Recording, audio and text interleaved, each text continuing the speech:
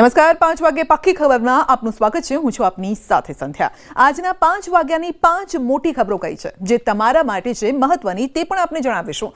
સૌથી પહેલા વાત ચોમાસાની। ગુજરાતમાં ચોમાસું હવે ખૂબ જ નજીક હોવાનું હવામાન વિભાગે જણાવ્યું છે। આ તરફ અમદાવાદ સહિત રાજ્યમાં પણ કોરોનાના કેસમાં સતત વધારો થઈ રહ્યો છે। અમદાવાદમાં આજે એક જ દિવસમાં 175 નવા કેસ નોંધાયા અને જેનાથી ફફડાટ ફેલાયો છે। આ તરફ વડોદરામાં આખલાએ ફરી આતંક મચાવ્યો છે અને આખલાએ એક વ્યક્તિને અડફેટે લીધા હોય તેવી ઘટના સીસીટીવીમાં કેદ થઈ છે। રાજ્યના અલગ અલગ વિસ્તારોમાં દબાણ પર તંત્રના બુલડોઝર ફરી વળ્યા છે અને આ તરફ રાજકોટમાં જ્વેલર્સમાં થયેલી ચોરી મામલે હવે મોટા ખુલાસા પણ થઈ રહ્યા છે।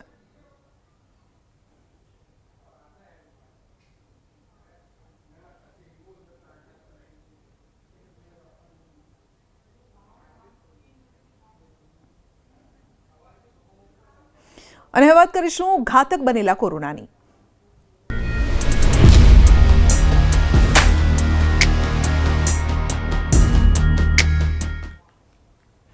અમદાવાદમાં કોરોનાના કેસમાં મોટો ઉછાળો આવ્યો છે। છેલ્લા 24 કલાકમાં કોરોનાના નવા 175 કેસ નોંધાયા છે। હાલ શહેરમાં કુલ 761 એક્ટિવ કેસ છે। શહેરમાં અત્યાર સુધીમાં કુલ 1091 કેસ નોંધાયા છે અને જે પૈકી 328ને ડિસ્ચાર્જ પણ કરાયા છે અને જ્યારે કે કોરોનાથી 2 લોકોના મોત નીપજ્યા છે। રાજકોટમાં પણ કોરોનાના નવા 9 કેસ નોંધાયા છે। સમગ્ર રાજ્યમાં ગતરોજ કોરોનાના 235 કેસ નોંધાયા હતા જ્યારે ગુજરાતમાં કોરોનાના એક્ટિવ કેસની સંખ્યા 1100 પાર પહોંચી ગઈ છે અને હવે ચિંતા એટલા માટે પણ વધી છે કારણ કે રાજકોટમાં એકનું મોત થયું છે।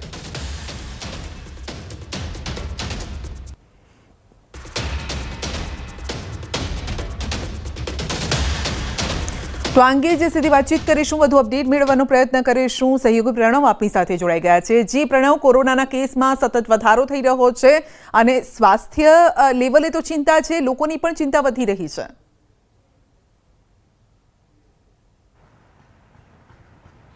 સંખ્યા વધુ એક લહેર માટે કદાચ અમદાવાદીઓએ તૈયાર રહેવાની જરૂર છે કારણ કે જે રીતે સતત છેલ્લા એક સપ્તાહની અંદર જે કોરોનાના કેસમાં જે ઉછાળો જોવા મળી રહ્યો છે, ખાસ કરીને જે એક્ટિવ કેસ છે તેની સંખ્યા છે જે ડિજિટ છે 3 ડિજિટ તે પહોંચી ગઈ છે કારણ કે સતત પર ડે 100 થી 125 જેટલા જે કેસીસ છે તે કોરોનાના એક્ટિવ કેસ છે હાલ જોવા મળી રહ્યા છે અને છેલ્લા 24 કલાકની જો વાત કરવામાં આવે તો 175 જેટલા એક્ટિવ કેસ છેલ્લા 24 કલાકમાં જોવા મળી રહ્યા છે। તેમ અમદાવાદ શહેરમાં કુલ હાલ 761 જેટલા એક્ટિવ કેસ છે અને સાથે જ જે કહી શકાય કે 1000થી પણ વધુ કોરોના કેસ અમદાવાદ શહેરમાં નોંધાઈ ચૂક્યા છે। તેમાંથી માત્ર 328 જેટલા જે દર્દીઓ છે તેને ડિસ્ચાર્જ કરવાની ફરજ તંત્રને પડી છે।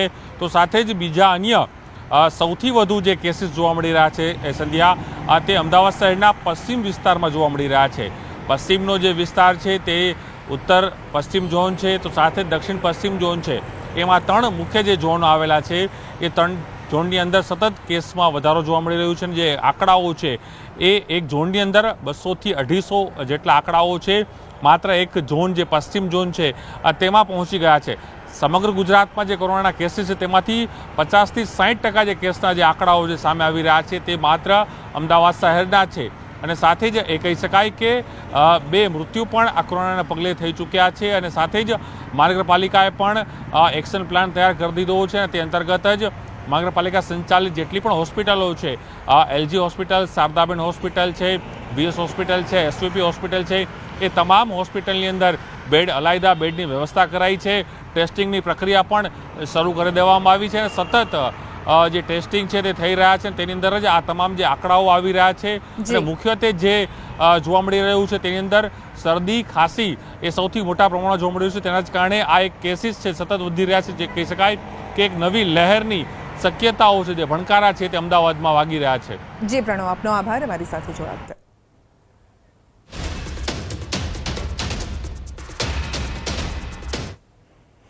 તો અમદાવાદની સિવિલ હોસ્પિટલના ડોક્ટરોની માનવતા મરી પરવારી છે। સિવિલ હોસ્પિટલના તબીબ પર લાગ્યો છે ગંભીર આક્ષેપ।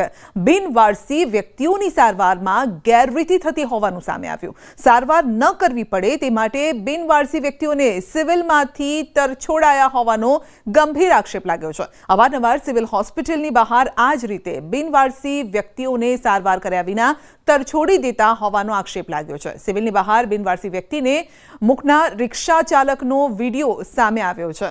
તો સ્થાનિકોએ પોલીસને બોલાવી બિનવારસી વ્યક્તિને સારવાર અર્થે ફરી સિવિલ દાખલ કરાવ્યા છે અને સમગ્ર મામલે સિવિલના સુપ્રિન્ટેન્ડન્ટ ડોક્ટર રાકેશ જોશીનું નિવેદન છે.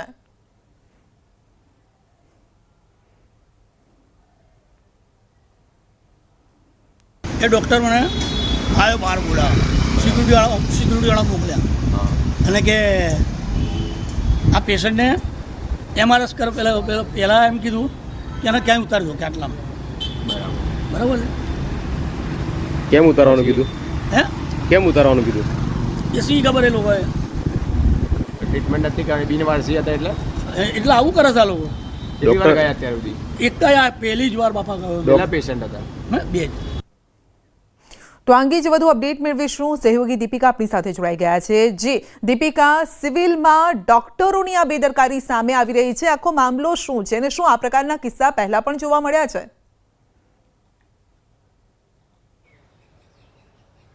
સંધ્યા, સામાન્ય રીતે ડૉક્ટરની વાત કરીએ તો ડૉક્ટરને ભગવાન ગણવામાં આવે છે અને એમાં સિવિલ હોસ્પિટલની વાત કરીએ તો એશિયાની નંબર 1 હોસ્પિટલ કહેવામાં આવે છે, જ્યાં દેશભરથી દર્દીઓ છે તેઓ સારવાર માટે આવતા હોય છે કારણ કે અહીંયા અદ્યતન સુવિધાઓ છે. પરંતુ જે આ કિસ્સો સામે આવ્યો છે ખૂબ જ બેદરકારીપૂર્વક આ પ્રકારનો નિર્ણય કહી શકાય કારણ કે જે પ્રકારે આ વિડીયો વાયરલ થયો તે એક રિક્ષા ચાલકનો હતો.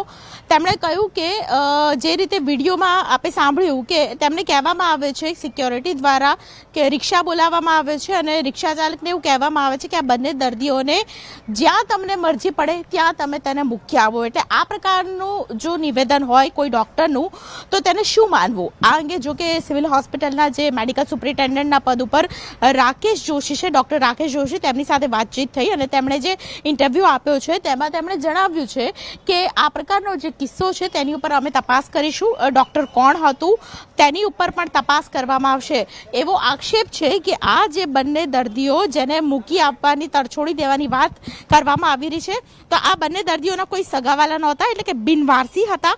ક્યાંથી આવ્યા હતા, શું હતું તેની પણ અપડેટ છે તે ખાસ કરીને લેવામાં આવશે તેવી વાત કરવામાં આવી છે. જો કે પ્રાથમિક જે વિડીયો વાયરલ થયો છે અને એમાં દર્દીના આપ હાથ પર જોશો તો ત્યાં ખાસ કરીને ટેગ લગાવવામાં આવ્યું છે, એટલે કે તેને લેવામાં તો આવ્યો છે સિવિલ હોસ્પિટલના ચોપડે તેની નોંધણી થઈ ગઈ છે. ટીબી વોર્ડની અંદર તેને દાખલ પણ કરવામાં આવ્યો હતો, પરંતુ અચાનક જ જ્યારે રિક્ષા ચાલકનો વિડીયો આ પ્રકારનો વાયરલ થયો અને રસ્તા ઉપર એ જે ભાઈ છે, જે દર્દી છે, તેને પહેલાં દાખલ કરવામાં આવ્યો અને ત્યારબાદ રસ્તા પર જોવામાં આવ્યા.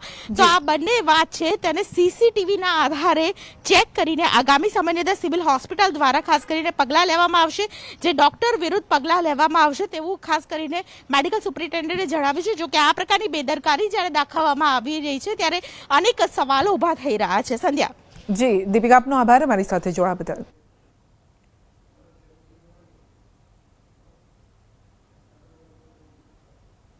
છે એમના કહેવા પ્રમાણે કે જે પહેલું પેશન્ટ છે એ લગભગ 4 કલાકની આસપાસ, જે 9 વાગે દાખલ થયું એ લગભગ 1:30-2 વાગ્યાની આસપાસ, અને જે બીજું પેશન્ટ છે જે 1:45 વાગે રાત્રે દાખલ થયું એ અંદાજિત 3 વાગ્યાની આસપાસ એમના બેડ ઉપર હતું નહીં. એમના કહેવા પ્રમાણે એ દર્દીઓ પોતાની રીતે એબ્સ્કોન્ડ થઈ ગયા. ન માત્ર એબ્સ્કોન્ડ પરંતુ કેસ પેપર સાથે નીકળી ગયા. બંને દર્દીઓને 108 મારફતે પાછા દાખલ કરવામાં આવે છે. તો સિવિલ હોસ્પિટલમાંથી દર્દીને બહાર કાઢવા મુદ્દે કોંગ્રેસની પ્રતિક્રિયા સામે આવી. મનીષ દોશીએ આ ઘટનાને અમાનવીય ગણાવી છે. यहाँ कार्यरत कर्मचारी डॉक्टरों द्वारा जे रीते विगतो सामे आवे छे के जे दर्दीओने कोई एनु देखभाल राखे तेवुं नथी, तेवा दर्दीओने रीते कोई एमनुं ध्यान राखता नथी, एटले एमने बारोबार रिक्षावाळा भेगा मोकली देवामां आवे. मने एम लागे छे के आनाथी मोटुं अमानवीय कोई होई शके नहीं कृत्य. રાજસ્થાનના ટોંકમાં બનાસ નદીમાં 11 યુવકો ડૂબ્યા. 8 યુવકોનું પાણીમાં ડૂબી જવાથી મોત થયું છે. જયપુરના હસનપુરાના 11 યુવકો નદીમાં નાહવા ગયા હતા. એક યુવક ડૂબતા બચાવવા માટે અન્ય યુવકો પાણીમાં ઉતર્યા, પરંતુ તેઓ પણ ડૂબવા લાગ્યા. સ્થાનિક લોકોએ તમામને બહાર કાઢ્યા અને હોસ્પિટલ લઈ ગયા. ડોક્ટરોએ તપાસ કરતા 8 યુવકોને મૃત જાહેર કર્યા છે. મૃતદેહને પીએમ માટે ખસેડાયો છે અને પરિવારજનોને જાણ કરાઈ છે. ટોંક એસપી વિકાસ સાગવાન, એએસપી બ્રિજેન્દ્ર ભાટી સહિત અધિકારીઓ હોસ્પિટલમાં હાજર રહ્યા.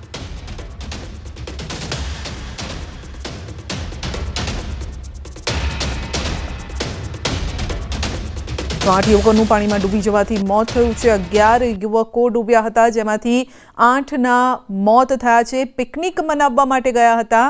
તો ટોંકમાં બનાસ નદીમાં 11 યુવકો ડૂબ્યા હતા, જેમાંથી 8ના मौत થયા. जयपुर से पिकनिक मनाने के लिए आए हुए थे और उसी दौरान ये घटना हुई. उनमें 11 में से जो 3 लड़के हैं उनको सुरक्षित निकाल लिया गया, जो लोकल्स वहाँ पर मौजूद थे उनकी मदद से. जो 8 लड़के हैं वो अभी उनको मॉर्चरी शिफ्ट कराया गया है. हॉस्पिटल दे वर ब्रॉट, लेकिन डॉक्टर्स ने उनको डेड डिक्लेयर किया है.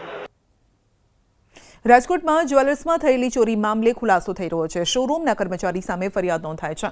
25 લાખથી વધુના દાગીનાની ચોરીની ફરિયાદ થઈ છે. દેવું વધી જતા ચોરી કર્યાની કબૂલાત પણ કરી છે.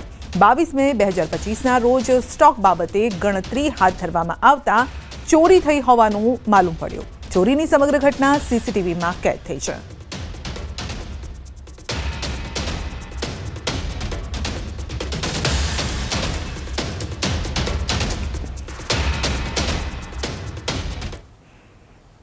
વલસાડના ધરમપુર રોડ પર ગંભીર અકસ્માત સર્જાયો, જ્યાં મોપેડ પર જઈ રહેલ માતા પુત્રીને એક ટ્રકે અડફેટે લેતા પુત્રીનું સારવાર દરમિયાન મોત થયું છે. તો સતત અવરજવર ધરાવતા રસ્તા પર બનેલી ઘટનાના દ્રશ્યો સીસીટીવી કેમેરામાં કેદ થયા છે.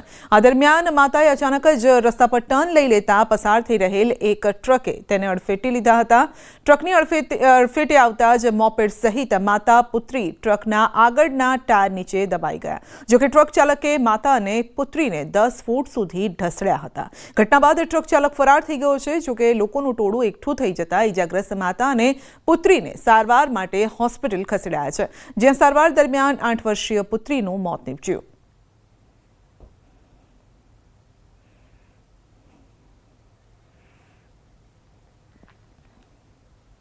વેકેશન ખુલતા જ રાજકોટમાં સ્કૂલ વાન ફરી ધમધમતી થઈ છે અને ત્યારે શાળાએ જતા બાળકોની સુરક્ષાને લઈને ઊભા થયા છે સવાલ. કારણ કે સ્કૂલ વાનમાં વિદ્યાર્થીઓને ખીચોખીચ ભરીને લઈ જવાય છે.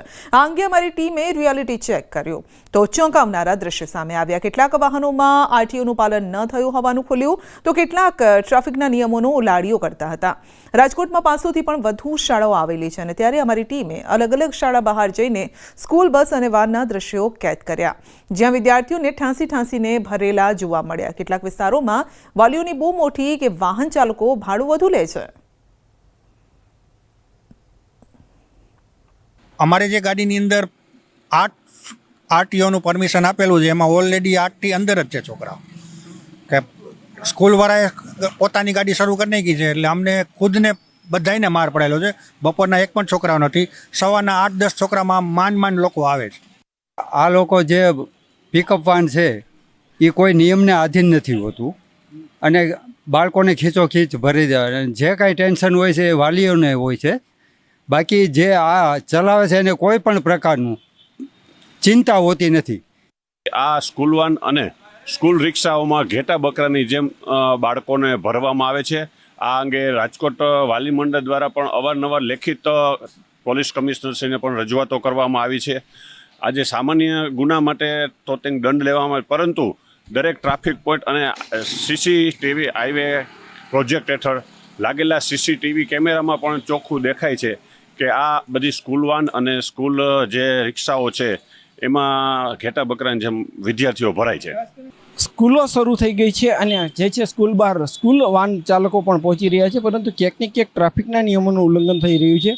આ જે સ્કૂલ વાન છે એમાં ન તો જે છે એ ટેક્સી પાર્કિંગ જોવા મળી રહ્યું છે, આ ઉપરાંત મર્યાદા કરતાં પણ વધુ લોકો જે છે બાળકોને બેસાડ્યા હોવાનું જે છે એ જોવા મળી રહ્યું છે.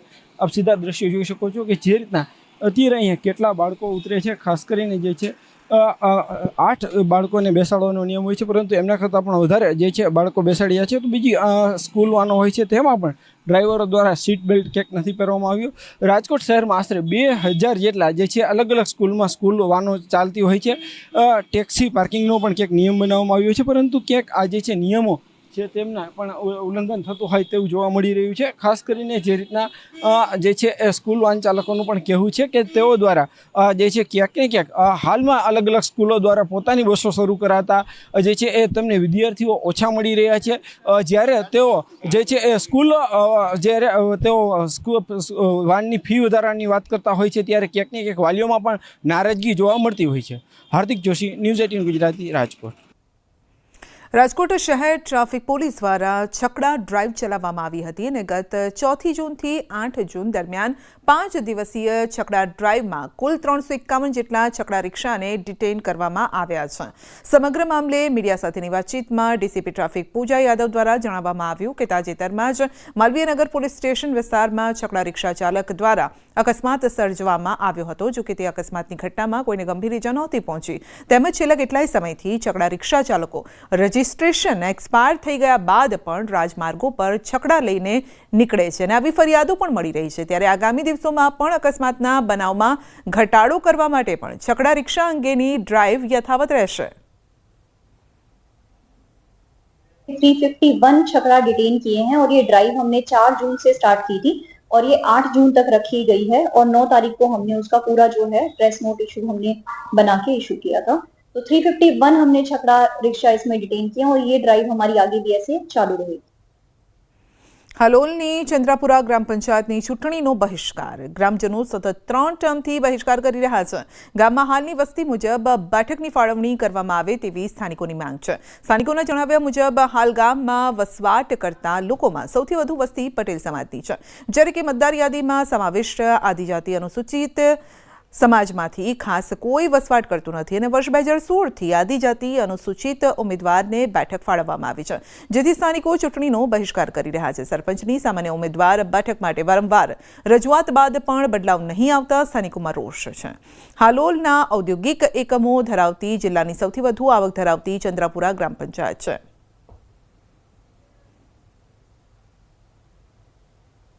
ચૂંટણીનો બહિષ્કાર કરવાનું મુખ્ય કારણ એ છે કે એસસી સીટ જે આવે છે એમાં કોઈ અહીંયા મતદારો છે નહીં અને છે એ પણ બહાર ગામ રહે છે. અને બીજું એવું કે સામાન્ય સીટ મળે તો અમે ગામ લોકો એકત્ર થઈ અને બધાને અમારું જેમ વાત હોય એ રજૂ કરી શકીએ. અને અત્યારે પછી અનુસૂચિત આદિજાતિ સ્ત્રીની બેઠક આવેલી છે. ગામમાં કોઈ વસ્તી છે નહીં, કોઈ મતદાર યાદીમાં કોઈ નામ નથી, છતાં પણ કોઈ ગામે રહેતા આદિવાસી છે નહીં, છતાં પણ આ બેઠક આવેલી છે એટલે ગામ લોકો બહિષ્કાર કરેલો. આ લોકો સીટ આપે છે અમને એસટીની. હવે એસટીના 2 ઘર છે, એ લોકો તો બધા બહારના છે, આવે જાય એવું કરે, મહિનામાં 2-3 વાર આવે જાય. હવે કોઈ ફોર્મ ભરવા એસટીના લોકો રાજી નહીં અને એ બધા છે પટેલોની વસ્તી. સરપંચ ના હોવાથી બહુ તકલીફ પડે ને. પાછું અમારે પટેલોમાં કઈ સીટ આપે તો સારું, સરપંચ બને. સ્થાનિક સ્વરાજ્યની ચૂંટણીના પડઘમ વાગી ચૂક્યા છે. સાથે સાથે જ ઉમેદવારી પત્રો જમા કરાવવાથી માંડીને આજે ચકાસણી યોજાઈ રહી છે. ત્યારે પંચમહાલ જિલ્લાની ચંદ્રાપુરા ગ્રામ પંચાયત, જેને પંચમહાલ જિલ્લાની સૌથી ધનાઢ્ય ગ્રામ પંચાયત કહી શકાય, કારણ કે ચંદ્રપુરા ગ્રામ પંચાયત વિસ્તારમાં જીઆઈડીસી ઔદ્યોગિક વસાહત આવેલી છે અને જેને લઈને અહીંયા જે ટેક્સ છે તે સારા પ્રમાણમાં આવી રહ્યો છે, જેથી આ ગ્રામ પંચાયત એક વિકસિત ગ્રામ પંચાયત પણ કહી શકાય. પરંતુ અહીંયા આ ગ્રામ પંચાયત અને સ્થાનિકોની જે માંગ છે અને સ્થાનિકોની જે પરિસ્થિતિ છે તે કંઈક અલગ જ પ્રકારની જોવા મળી રહી છે. જેથી છેલ્લા 3 ટર્મથી સતત 2016 બાદ અહીંયા ઉમેદવારી નોંધાવવામાં નથી આવતી. સરપંચ કે સભ્યમાં કોઈ પણ ઉમેદવાર ગામનો ઉમેદવારી નોંધાવતો નથી અને ચૂંટણીનો બહિષ્કાર કરી રહ્યા છે, જેનું માત્ર ને માત્ર કારણ છે અહીંયા આદિજાતિ અનુસૂચિત ની જે અનામત બેઠક છે તે ફાળવવામાં આવી રહી છે.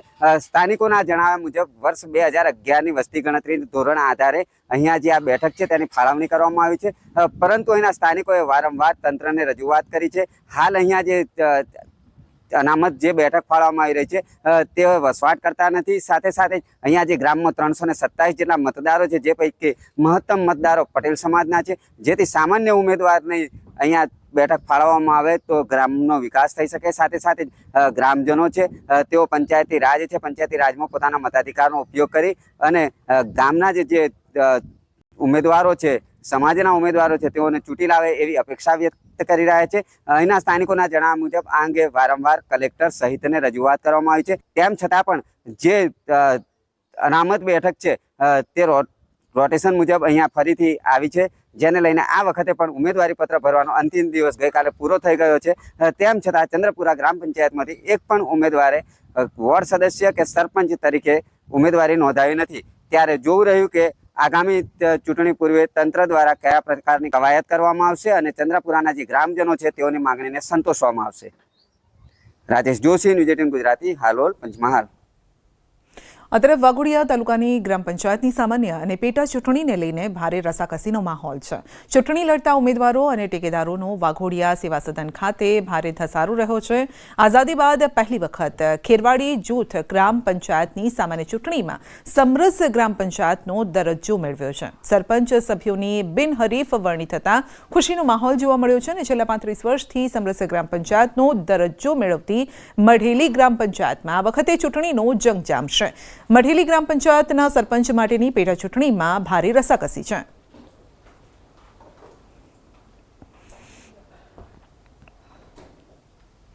આવતીકાલે જળ યાત્રા છે, ત્યારે સાબરમતી નદીમાંથી જળકુંભીની સફાઈ કરાઈ રહી છે. રાત્રિ દરમિયાન પણ જળકુંભી દૂર કરવાની કાર્યવાહી કરાશે. એમસી માટે જળકુંભી બની છે માથાનો દુખાવો. સાબરમતી નદીમાં જળકુંભીનું સામ્રાજ્ય છે મોટા પ્રમાણમાં અને આ સાથે જળકુંભી સફાઈ શરૂ કરાઈ છે. આવતીકાલે જળયાત્રા યોજાવાની છે. જળયાત્રાની વિધિ થવાની છે અને તે ઘાટ પર જળકુંભીની ચાદર બની ગઈ છે.